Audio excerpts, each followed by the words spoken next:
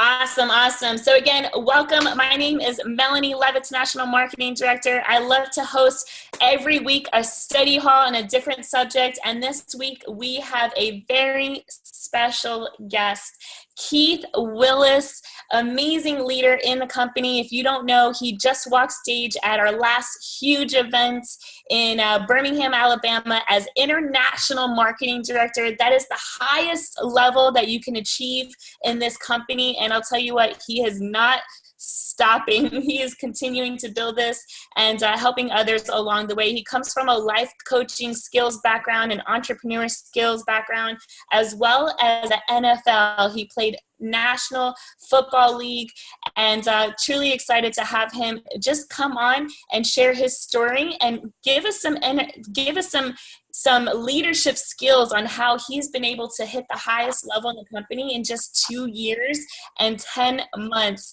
So without further ado, Mr. Keith Willis, I don't know if you have your video available, if you can turn it on so we can see your amazing face. And if you could just tell us a little bit about, there you are, tell us a little bit about your background, where you come from, where you are today. I know you're traveling all over the world as we're part of the #1 travel club in the world. And so excited to have you. So please take it away. Well, Melanie, I appreciate the time. Appreciate your trusting me with your team and your leaders to be on this call. So thank you so much. I don't take that lightly. I remember when I first started out, you came to the RTE in our market. So I'm definitely honored to be on this call. If you don't know me, I joined this company literally 3 years ago this past week. And I was in a place, former athlete, and I wrote a couple books. I was getting my PhD and had multiple businesses. So I had an idea of freedom, but I was searching for it in the wrong places. And I had to look, get in this vehicle that I did not agree with. I didn't believe in network marketing. I didn't think it was work. I thought everything was a scam. I was super skeptical. And so I always ignored everything. I was conditioned to say no to anything that came to my desk that looked like this. But the idea of travel caught my attention. But then also seeing how the money can be made in your sleep. So I gave it a shot. And the day I signed up, as well documented now, my card did not go through because I was going through life at the time. And so I borrowed the money, got started, and got really excited. And I was very fortunate enough to sign up 27 people in my very first 30 days. And then hit senior rep in day 35, and then hit director in day 80, market director in 4.5 months. At this point, I got really excited about it. So let me go take a trip finally, see how real this thing really is. And so I took a trip, took back-to-back trips to Vegas and Miami. I saw how crazy it was. So I came back even more on fire. Then I finally went to my first event after that. And we hit regional marketing director in 14 months.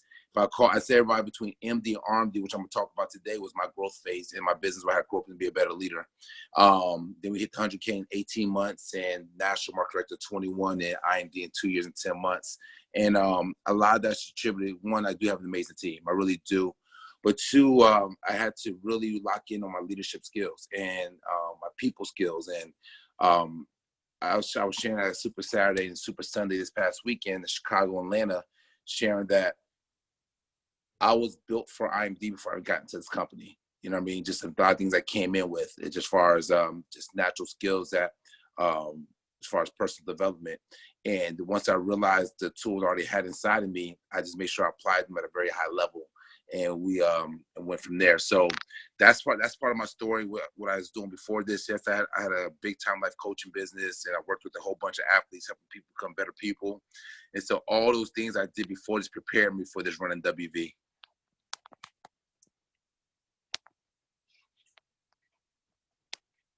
Wow, that's so awesome. So tell us a little bit about how was it that you actually were able to discover, I need to start helping people and creating leaders, and what actions was it that you took to be able to instill that in people? I think the first thing that hit me was, as being a competitive guy like I am, I was like, well, it takes 3,000 to get to IMD. I'm signing for all 3,000 myself. That was my mindset, right? And so that's why I came in my first month. And then I realized it really didn't register until I started about to hit director. I was putting everybody in and helping a couple people get people here and there, but it didn't really hit me until I had my first couple people quit right before I hit director. And I was like, well, hold on. What's everybody else doing? If everybody else can help me get to these ranks, what's everybody else doing? And at that point, my mentor, Corey Brown, was like, Keith, the more you can teach, the more you go to the beach. And for some reason, that just clicked for me. I was like, wow, if I could just literally sit here and teach people how to do this and help them understand how to do it, we could climb even faster. And so that's what I did. And that's when I signed up a young lady named Smita Sharma, who came in my organization. And I showed her how to get to senior rep in 33 days. And when that happened, the day she hit that, I hit the level called marketing director the same exact day. And that's when the light bulb really went off for me. So I realized I had to get really good at showing people what to do. And so for me, that I'm not a green. Green's my last color. Well, green's the second my last color. Blue's my last color. So, probably some of your leaders like Jaden could tell you that. But what I had to do is become super green to understand how this back office worked, but also number two, how to study people. But the good thing is along the way is that before I got in WV, I understood that this was a people building business. If you build people, people will build the business. And so when I learned that, I was like, okay, my heart started to shift. Like, I want people to feel the money, see the money I'm making at this point and how fast it's coming in, but also people need to experience these trips. So I got super passionate about helping people. And then I honestly, for a while, I didn't sign people up because I learned how to build through people really quick as well. And so I got that skill of building through people. As I'm building people, the numbers took off through the charts. Because also one of the big things that we could talk about a little bit was I realized I needed to create a really a non-messy culture. You know what I mean? I studied a lot of other leaders in WV. I saw a lot of the cultures. I saw there's a lot of just political stuff going on, a lot of messiness going on. And I didn't want that in my organization. So I know just from people's experience and work is that if you don't have a great culture and you don't have a culture full of success for people to thrive in, they won't thrive in this culture no matter how talented they are, no matter how many contacts they have, it won't happen. And so being a leader, I was intentional about creating a culture I want to see 5 years from now. And so a culture of serving, a culture of just people having fun, but with building being a priority. I didn't want to have a fun culture where people ain't building. That's not what I wanted. I knew it was going to, my culture was going to represent me. So I was the builder first, fun second. And my team took on that personality and we went from there. So that I realized pretty quick around the director range that I had to start building people and building people fast. And so I started setting up all types of stuff that I've learned through sports, through school, through just my own life, my business before this, on how to build people. And that's when things started really taking off. I'm taking notes over here. No, that's so good. What kind of applications or systems did you use? Or is there any kind of apps that you did to be able to stay in communication with your leaders? Is there any kind of like weekly calls that you did that you found very important to make sure that everyone got on? Yeah, that's a good question. So the one thing I didn't do in the beginning, I didn't call people leaders. I know people will think I'm crazy, but I'm just tell you what I did. I didn't want to put people in front before they was ready to be put in front. You know what I mean? And I didn't want to edify people on my team until they was ready to be edified. I mean, as far as leaders, edify them for who they are, but I want to be careful where I want to make sure people are following the right people on our team. And so before I get into the tools of what we use, the reason I did that, because it's things I always thought was, if I edified somebody and that person was not the person I thought they were, people would think that was okay, whatever they were doing. And so I was very careful. And so as I saw them working, and I saw how they went about their action in their everyday life, that's when I started edifying leaders. So to me, rank and money doesn't make leaders. I think a lot of times companies would think, oh yeah, there's an IMD and they make this amount of money a month or a year, so they must be a leader. No, that's not true. So people's character and people's work ethic makes them leaders. And so that's how I started to identify leaders in my organization. But once we did that, the way we kept our team connected at that time was through GroupMe. And we established a GroupMe so we could always stay consistent. We had our child parties in the same place. I mean, in the same calendar, so we knew who was having what, all the launch parties. So our team literally supported each other's launch parties, if they was making money or not. And we was consistent with that for a long time. We kind of fell off because our teams got so big now. So I'm trying to reestablish a new level of leadership for myself to grow a more global type of organization so people can always have that same culture no matter where we are. Kind of like McDonald's, like a franchise, right? McDonald's consistent no matter what city they're in. Well, I want our team really strong, be consistent no matter what city we're in. And so that's where I'm at right now, as far as that's on me to build that. But so we use that. We did Monday calls. We have a Monday motivation team call that we have every single Monday. And that Monday motivation is where we celebrate people who cycled, celebrate new residual earners, but we're always teaching. I don't do calls just to be doing calls. We always have to be teaching on the calls and keep people excited through the week. Updates with the company, we always keep people updated with anything going with the company. So we are, I believe, in constant communication no matter what. Also with and here's a good thing, I'm not doing the calls. I may be on a call for like 5 minutes here or there, but I have other people doing the calls. I'm really big on teaching our leaders how to lead. And if you for sports, you look at some of the best coaches in the world. I look at Nick Saban down in Alabama. He doesn't coach he don't coach the players. He coaches the coaches. You know what I mean? And when I realized that when you coach the coaches, that the coaches coach the players, and then it's a lot less stress, but also you're holding certain people accountable. So the way I look at it is that I coach my personals, right? But I develop my personals to become better leaders, because the whole goal in this business is to become financially and time free, not to have a high-paid admin job, right? And so if you don't know how to develop leaders, you're not going to be able to be completely free ever in this company. I look at people like my upline, look at Eric G and David Peach. They don't got to pick their phone up ever again if they want to, and their money would never fall off because they already did their part in developing so many leaders. Well, I want to do the same exact thing. And so I develop my personals. If I sign somebody up, I'm making you into an IMD, at least an IMD mentality, until you show me that you don't want to become that. And whatever your goal is, I'm going to help you get to that goal. And hopefully I'll find somebody through you to keep running and get you paid all day anyways. And so I'm just looking for a certain type of people, and then it's my job to develop those leadership skills in them. What do you consider somebody as a leader? Is it, you said it's not their pay, it's not their rank. So when you see someone, you're like, is that a person a leader? What qualifies them? One, work ethic, off the back, work ethic. Two, character. All right, not in that order, more so character than work ethic. Okay, so character, 1, 2, work ethic. 3, just servants, like just servants mentality. Are you willing to go and help people that can't benefit you? So those 3 things right there tell me everything. Because your work ethic, if it's there, if you're high character, you work hard, and you have a good heart, the results are going to come. The results will come, which will get people in the system, which will affect your income. So at least I know if you got a decent income and you got those 3 things in place, now we're looking at leaders. Then we're looking at people who, I don't believe that if I have to ask you to go to training, or if I have to ask you that, did you get your training ticket? You're not a leader to me, because you have to ask you certain type of questions. If I have to ask you, if I see you, there's little things, I tell leaders that you shouldn't be posting everything. You should be posting your personals, but let your teach your personals how to post their personals. And I look at people where if they got ego, I don't feed people's egos. That's the one thing my team would tell you, that I don't feed people's ego. If I see ego issues, I cut it out. I work on their ego so we can get that ego down, because your ego is not your amigo. So I just watch who I edify. I become careful on who I'm developing. And then also one of the things I do now is I do a leadership class for our residual earners. And I don't call anybody, I don't call leaders, I say the leadership development. So if you want to be a leader and you want to learn the things of, we do a leadership development twice a month for our residual earners, 3-star reps and above. So if people could pick up certain things, and you can find out who, you can sort through your organization, figure out who's who in your organization.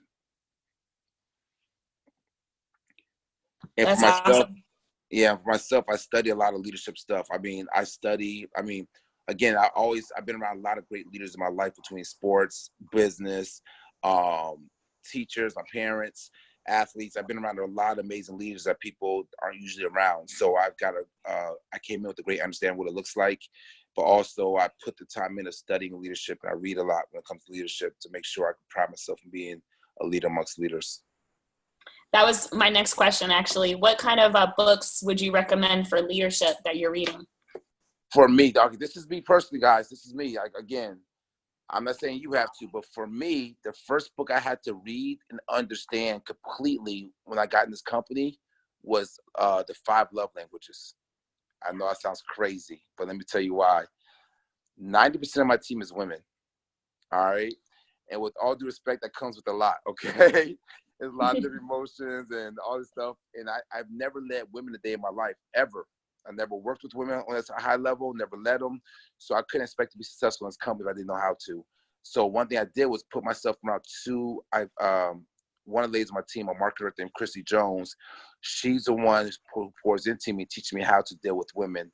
Also one thing I had to learn was I got a counselor to teach me how to deal with women as well, as far as in business. So like I invested into myself so I could learn how to do this. So I took that seriously. And then three, for myself, I had to do my own personal development to learn how to draw boundaries within that, right? Because being a single man in WV, you got to be careful. You know what I mean? So you don't want a certain type of reputation following you. So you want to make sure that you're doing things at a high level. And so those are things that with the 5 languages taught me. Now, here's the thing that had this book helped me though. Everybody doesn't take in information the same. Everybody doesn't take in love the same. And if our common denominator is always going to be love, you have to learn how to understand to distribute love without coming off the wrong way. So I'm talking to Melanie, and Melanie is, I don't know, say her love language is gifts, right? And she's going through something. I may go to an event and bring back a WV book bag or a WV shirt and say, hey, or go on the dream trip and bring some sand back. Well, I don't know, a gift back, right? Hey man, I was thinking about you. I'm coming to see you, and I'm dropping this gift off for her. Cause I know it's her love language. That is to open her up to allow her to talk to me about whatever's going on. So a lot of times my team is disconnected, or as people fall off, I know my team's whys. That's another leadership tip. You need to know everybody's why that you're connected to on your team. Because if you don't know their why, you can't get them to move. Or if you forget what their why is, you can't get them to move. Especially all my residual earners, I know every single why, because this is why we're doing this business, right? To connect with people. Then 2, I know their love languages. So I know how to open them up. I know how them to receive the love or receive the coaching I'm trying to give them without them being defensive. And so that's what I was able to teach me. So for me, my love language, my number 1 is words of affirmation. Everybody doesn't need words of affirmation. They don't, you know what I mean? But if that's all I know, that's all I would do. And that's all I wonder why people aren't responding the way I want to. And so, but if if it's gifts, I know how to reach them until they get a response out of them. And then my number 2 love language is acts of service. So naturally, we want to perform our own love languages on people and think they're supposed to respond to that, and that's not the case. And so I think that was important for me, but also for men as well. I got guys on my team who are just, they don't know how to deal with their emotions or whatever. So I had to learn how to, all right, make it cool for a guy where, say a guy's love language is touch. I'm not touching guys, but one thing I will do is dap them up, right? Dap them up and give them a hug. Say, hey man, how you doing? What's going on? Put my hand on their shoulder. Hey, what's up, brother? I haven't seen you in a while, man. I just want to make sure you're good. That right there could be all they need. Some guys may be like, they just need some time. So like, hey, let's go play some basketball, man. Shoot around. Let me know what's going on with your life. How's your mom doing? How's your wife doing? What's the kids going like? That right there will mean the world to them. These things are important because when times get tough, as we went through a little while ago, I tell everybody, my biggest confidence company, I never lost one residual earner, ever. I didn't lose not one residual earner through our storm. And number 2, not one person ever lost rank on my team either. So those are 2 big things that happen to a lot of people, but I take pride in that because we worked really hard. I know myself worked really hard to develop a relationship with my team where they will follow me no matter what. But number 2, they know how much I care about them. So even if they wanted to leave somewhere, they knew they wasn't gonna get that same love that they got here. But as the leaders, we have to make sure that we set that foundation, that culture to make sure it's like that. So that love language, 5 love languages is the book I read. I'm reading the book called Slight Edge. Love it, love it, love it, love it. It's a dope book. I read a lot of John Maxwell's stuff. Anything John Maxwell's name on, I'm gonna read it. Robert Kiyosaki, of course. And so that's big for me. But let me say this too, though. I think a lot of times people, I'm a reader without being a big reader. Here I'll say, I read on my downtime, meaning on plane rides, Ubers, before I go to sleep, my first part of the day, that's my downtime. I don't read throughout the day because that's my action time. I think a lot of times people they don't put themselves in action because they hide behind personal development. Oh, I'm reading these books and that's my business. Like, no, your job is to go put people in the system, right? Your job is to create, to get in action and get moving and build through people. So I don't allow my personal development time slow down my action time. That's awesome. Yeah, John Maxwell is definitely huge on leadership, and definitely a great. I mean, he's got over 80 books, so a lot of reading to do. And you know, if for those who may be listening, and if your reading is not up to where you want to be, then there's Audibles. You know, you can follow along in a book and listen as well. So cool. Awesome. Is there anything else that you want to add? I know you also talked about the leadership development. So there's 3 calls that you do a month. There's the Monday calls with your team. Correct. There's the coaching calls. Is that the leadership, or is it 2 separate? Yeah, that's leadership development. I do twice a month with my leaders. Yep. And that's all. That's for. What do those look like? What kind of, like, it's a little different, obviously, than a team call, right? Oh yeah, absolutely. That's a very, how can I say it? You give me full permission to speak into your life on those calls. You know what I mean? And you got full permission to speak in. So here's 2 things. I got a leadership development call, and I got a leaders call that I have with my leaders. Now, my leadership development call is more of a coaching. That's where I do a lot of my practice, a lot of my trainings I do. That's a great area for me to practice in. But also it's a way for people to teach them how to run their businesses. I think most people have never run a business before WV. Most people never had to lead people before WV.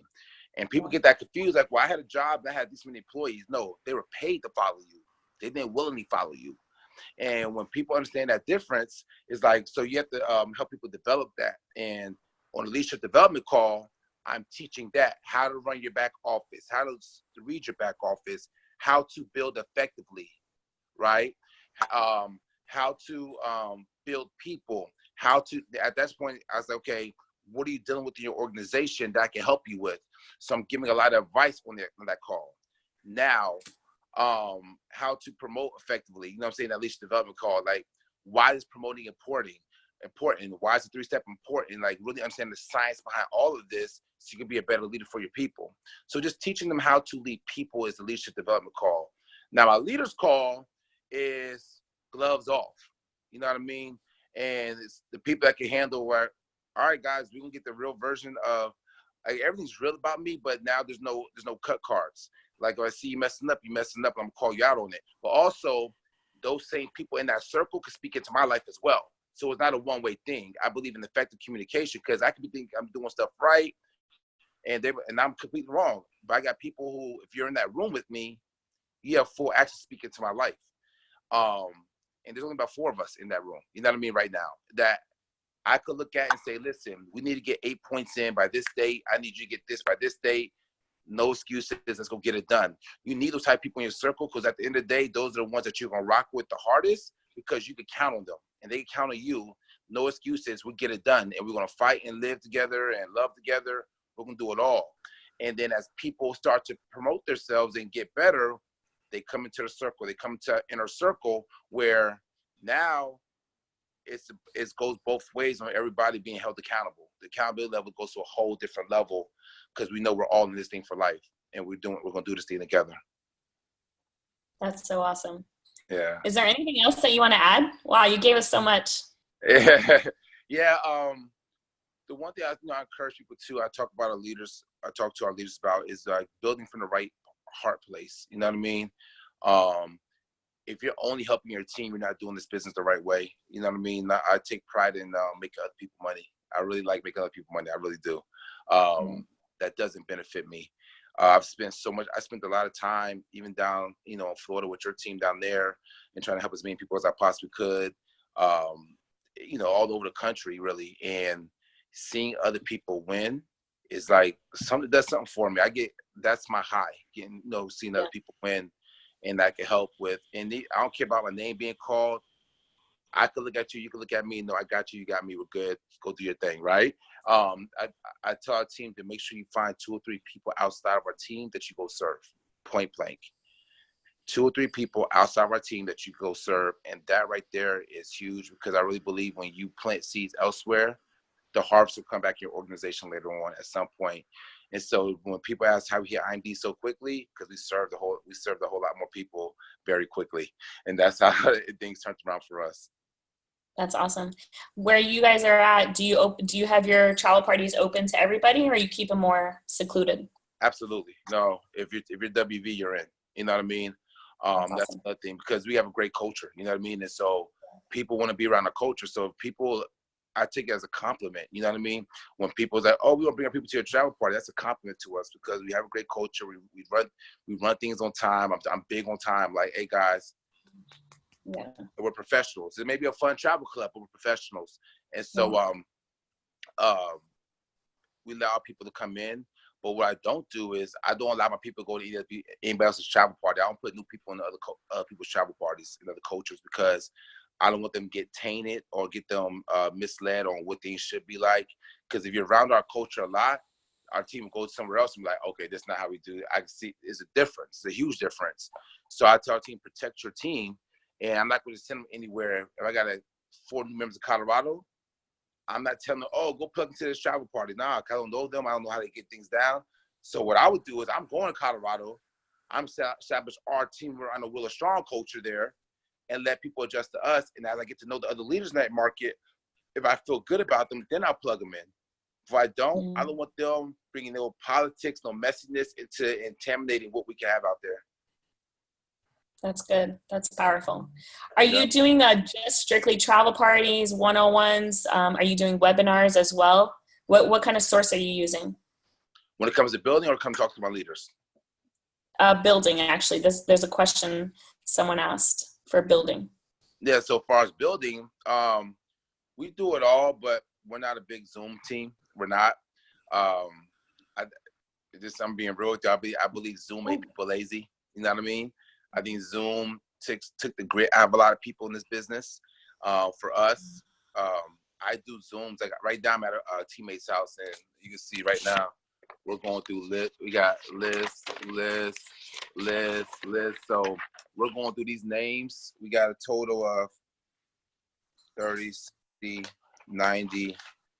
We got 115 names to go through in a 3-hour period, right? And I'm just teaching them how to work. So.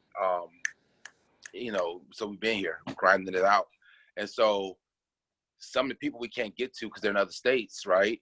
So what I'm doing is I'll set up a Zoom for the people in the other state to show them personally. I don't do the big 50 people Zoom.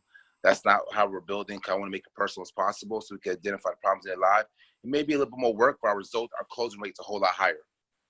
But now, once we get them in, I'm saying, okay, if you sign them up, are you willing to go out there to help them? Because we're not going to build a business off the Zoom. And that's just, some people do, and that's great. We're not. I believe in belly to belly, eyeball to eyeball, energy to energy. Let's get it done. And so I'm huge on, I'm an in-person guy, 2-on-1, 1-on-ones, travel parties, invite them out to travel parties. So anything in person so you can feel your energy and see your authenticity, I'm all for. Zoom's our last resort. And we do use Zoom sometimes, but it's our last resort. It's not the first thing we go to. Awesome. Several people are asking about your Baltimore travel parties. Is there a place that they can check them out? We did. We just actually, I have 4 people in Baltimore quit. So we stopped doing them up in Baltimore. So right now in Baltimore, we're not rocking out right now in Baltimore. We're more so down in the PG County area, Northern Virginia, DC area. That's where we're at. Nice. Yeah. Awesome. Well, thank you so much for your time. I truly appreciate it. And if there's anything, last thing that you want to add, now's the time to do it. Yeah, I think that's it. I don't want to ramble on. If there's any question I could take, but the one thing I just want to encourage, especially for everybody who's aspiring to be better leaders, is one, really learn how to build this organization, really learn how to build this business, right? And play chess with it. You know what I mean? Like really understand how to build. Understand the pot, if you got a second position or not. I'm not sure what your team teaches or not. Understand how to build it and when to build it. Look for guidance on that, right? I'm an IMD, of course, my main position, but I just hit market director, my second position. You know what I mean? And so, I'm focused on that to take that to double IMD. And so, understanding how to build effectively. And the biggest thing I said, build people. Like really spend time with your people. Don't just sign them up and just like they're a number. spend time with them, develop a relationship with them, develop culture with them, and trust me, they'll never leave you. If they know you really care about them, they won't leave. And keep God in your business. All right. I mean, keep God in your business. Keep him number one in your business. Keep him in the forefront of your business. Keep him in the forefront of your conversation with people in your business, and watch what he does with your business.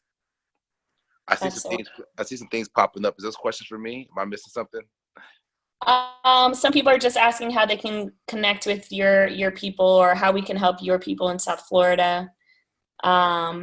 It seems as though some people want to really just check out how you're running your travel parties. Yeah. What I'll do is I'm sorry. So what I'll do is I'll send out. So like for instance, if you're in the area, if they happen to be in the area, I'm doing a presentation tonight in Alexandria, Virginia. You're more than welcome to come out. Melanie, what I'll do is I'll send you the flyer when we get off the phone here. Okay. Also, I know Jay is a great friend of mine. I'll send her a bunch of stuff too, so that she can post into y'all groups for y'all. I think so. Y'all more than welcome. If y'all out here, you're more than welcome to come out. Anywhere I can serve. And then I'm in Florida a lot. I'm in the Tampa area a lot. I got the director pushing for MD right now, so I'll be down there soon to help him get that done. I got a team in Fort Lauderdale. That's I got a senior rep down there that I got to get going again, but it's a process, but I love it. And the guy I'm helping here, who's a senior rep, is from the West Palm Beach area as well, but he lives up here. So we're actually, this list, we have a 75 nigger calling down there. So if you don't call your people, we will. You better get going. All right. Right? Exactly. I actually have one other question. When you find someone that's building and in a market that you're not living in, when do you decide to go out there and push them to reach the next level? So for me, again, this is what I do. So I'll take Rasheem Marshall, who's a director in Tampa. I signed him up and I went down a week later. I didn't wait for him to go through his network. Because here's my thought process. A lot of times people say, oh, get your 4 people, then go, or get 6 or get 10, and then I'll come. That's crazy to me. Some people could do that, right? Roscoe Taylor did that. And so everybody thought that was a form to do it, and he did it. He did really good at that. But most people are not self-starters in this business. Most people are fearful to go through a list. Or most people are so excited they mess up the entire list. So I'd rather go down there early on and do your first 50 calls with you, and we get 10 to 15 people in, instead of having you do 50 calls on your own and hope you get 4 or 5 in. And so if I get 10 to 15, now I'm developing a relationship and give that person confidence, and I'm telling that person I'm all in for you. So if I sign Melanie Levitz, I'm coming down to Florida saying, Melanie, all right, I'm sitting beside you, I'm sleep on your couch for 3 or 4 days or however long it takes, and we're going to go build this thing. And I'm going to show you that I didn't sign you to sign you up. I'm going to build it with you until you show me that you're not the one I'm looking for. But hopefully I found 8, 9, 10 people through you that they may be the ones I'm looking for. And now I'm all through your organization before you even know it. I'll be talking to you again probably. Or if you're not the one I'm looking for. And then once I leave, then I'll say, okay, Melanie, now you're 10-10 or 20-20, or you might be a senior rep before I leave, whatever case may be. Now, when you get 4 to 6 more people in, I'll come back. I will come back. And at that point, that's when I know to go back. Or if I see them working and they're within, say they're going for senior rep and my thing is when they get about 20-20, I'm gone. I'm here, I'm going down there. Because I believe when I get there, I can put in 20 points in 2 or 3 days. Easily. I believe that I just have that confidence. I believe if somebody's working hard and they're stuck, I'm gone. I see them putting the effort in. They just need that. I feel like this may sound halfway arrogant, but I feel like I'm that missing piece they need. So I'm gonna show up for my team and say, look, I got you. Just give me your phone. Get out the way. I got you. Won't push you over. You know what I mean? And we do it because I'm not going out there not to win. You know what I mean? And so that's just that competitive side for me. I want to win for them and win with them, but more importantly, they have to keep doing it without me. So even though what happens when I get to that market to me doesn't count. What counts is what happens after I leave the market. If they can't be self-sufficient after I leave the market, I didn't do my job when I was in the market. So I want to build the confidence. So I do a lot more teaching in the market. I don't care if we don't put anybody in, but if we could teach so they can put people in their own, and when I leave, that's the biggest compliment you can have, because that means they can do the business without you. So the higher ranks they go, what I'm learning about my team, they know what to do because they've been working so hard from day one. They know how to get people pushed over, ranked up on their own team. And then I know I build bottom up. So I take the brand new people, and I love teaching. So I'll say like so Rasheen's about to hit marketing director. He's about 50 points close to marketing director. He signed somebody up that lives up here. So I'm leaving here to go work with this guy who's gonna help push Sheen to MD up here. But then I'm going to probably come down to Jacksonville area in Delray to help push his team there while he's in Tampa. And so like it's like chess. Like I know where to get the new people from to help them build, but I have that flexibility now because I have time and financial freedom to allow me to go do that. And so if you're brand new in this call, you're like, well, I can't do all that right now. I got a job. Cool. Just do what you can with what you have. That's what I did in the beginning. I did what I could with what I had. And then eventually, as people started winning, I got my time and money back to go do more. So that's what it was. Wow. So awesome.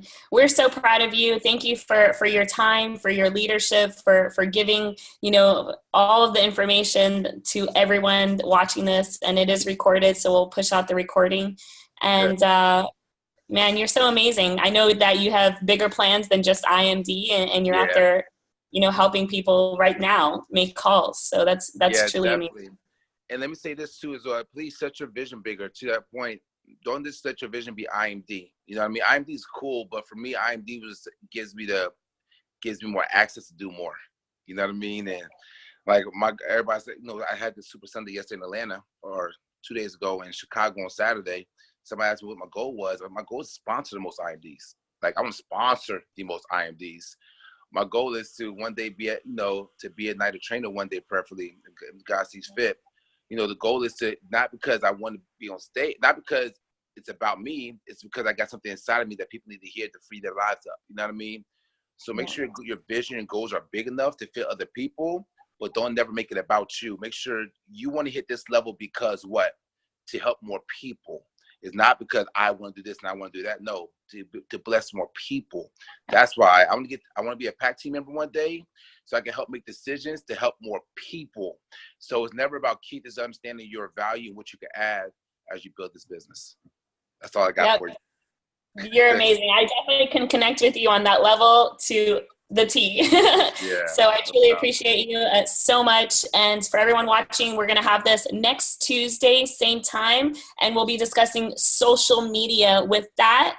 Thank you again, Keith. And I also want to just promote one last thing. Here, as you guys can see, take a screenshot tomorrow, starting at 10 a.m. Eastern, Women of Power from all around the world. We have people in Australia, as you can see, New York. So make sure you screenshot this, push this out to your teams, get people. We'll be presenting for 13 hours straight. Leonie and I are hosting this amazing Women of Power Wednesday that we do every single month. So again, take a screenshot if you haven't already. And we truly appreciate you hopping on. Keith, once again, you're such an amazing leader. Thank you, thank you, thank you. And I look forward to seeing you at our next big event at United. I appreciate you, Melanie. And Melanie, I'm ready to see you walk IMD. So let's get it done, Mike. Let's get it done, Melanie. IMD, let's go.